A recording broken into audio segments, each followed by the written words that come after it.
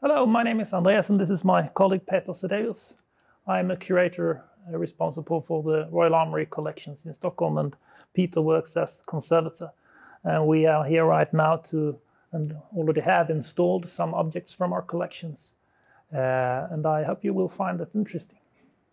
We are standing right here in front of one of the showcases in the exhibition that is filled with objects from the Royal Armoury collections in Stockholm. Near me here you can see the armour of Sir Henry Lee, Elizabeth I of England's champion. And it might be strange to find these pieces in the Swedish collection and not in England, and we do actually not know exactly when and where they entered the collection. They are mentioned the first time in 1671, so it's quite old anyway. There are evidence that other pieces of the armour also have been in Sweden, as you can see on the portrait here of Sten Bjelke.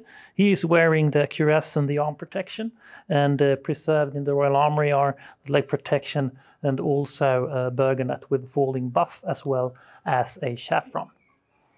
The other pieces that are preserved today, they are still in England.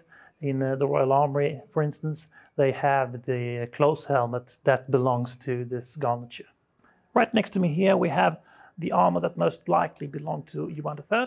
It was first mentioned in the Royal Armoury inventories of 1586.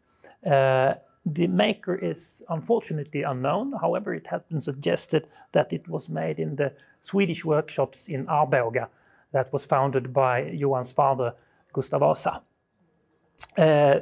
There was actually a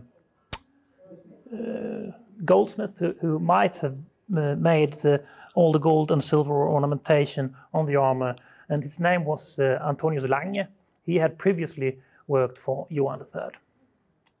The saddle that we have here is a good example of imported luxurious goods that Gustav Vasa acquired in the 1540s.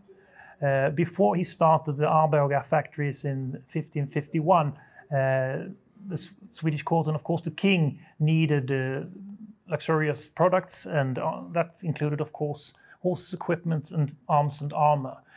So he sent merchants to the south of Germany. Klaus Heider was one of them, and he sold products from Sweden on the international markets, and for the money that he got, he were to buy these luxurious products. So here we have a saddle most likely from Augsburg and made around 1540.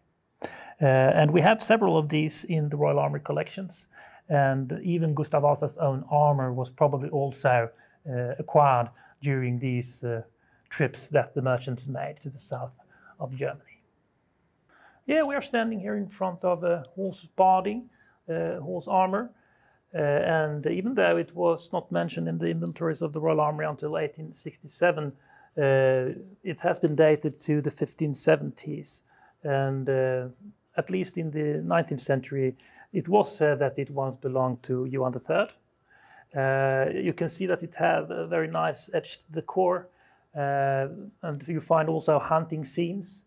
There are also pictures of the antique hero Hercules, a quite common motif of the 16th century, and especially for rulers to try to portray themselves in the image of Hercules.